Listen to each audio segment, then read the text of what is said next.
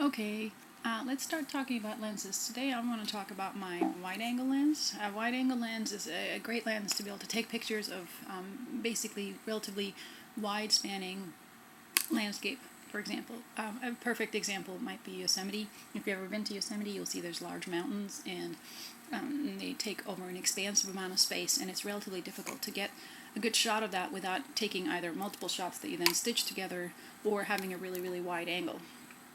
A wide angle means that it takes, think of it as this way.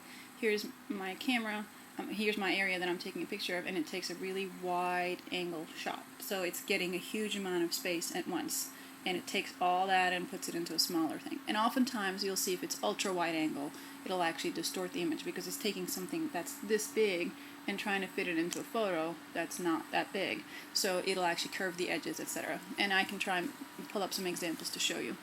But think of it as sort of like a binocular. So my wide angle lens happens to be a 10 to 22, and 10 is actually really wide angle. You'll see at 10 it actually does distort a lot of the images, and I'll try and post some examples of 10. But the way you can see here is 10 to 22 is by looking here at this is the same lens I showed last week. Now here's my 10, here's my 10, and here's my 22. So it goes all the way from 10 to 22. And if you wanted to see what aperture settings this allows you, you have to look inside the lens. And if you look up there, you can see it's 3.5 to 4.5. It's right there. That means when it's zoomed all the way out, which is 10 for my camera, it's a 3.5. That's the lowest aperture it will allow. And it's zoomed all the way in, which is 22 in my camera, it allows you to have a 4.5 aperture at its lowest. Which means if it's really, really low light, I can't really use this lens, it won't take very good photos. Unless I try to increase my ISO.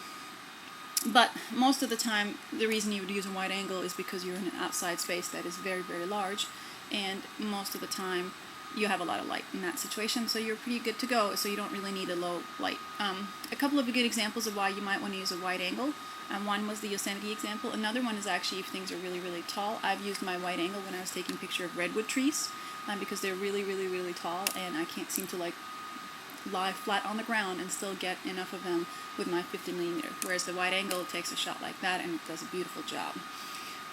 In my experience, a wide angle is probably the second most popular lens you should get because it's relatively difficult to fake this. If you find yourself going on trips all the time and going on nature and parks, etc., like I do, this is a really good lens to have because you can take really beautiful shots and you can see the entire landscape in one. And it's worth it. They tend to be relatively expensive. The reason I have a zoom and a not fixed one is because the fixed wide angle was incredibly expensive and I couldn't justify the expense. So that's why I have this one.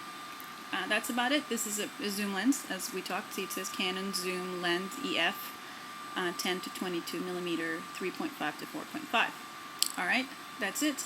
If you have any questions about wide angle lenses and when and how you might want to use them, please feel free to leave me a message and I'll be happy to explain more.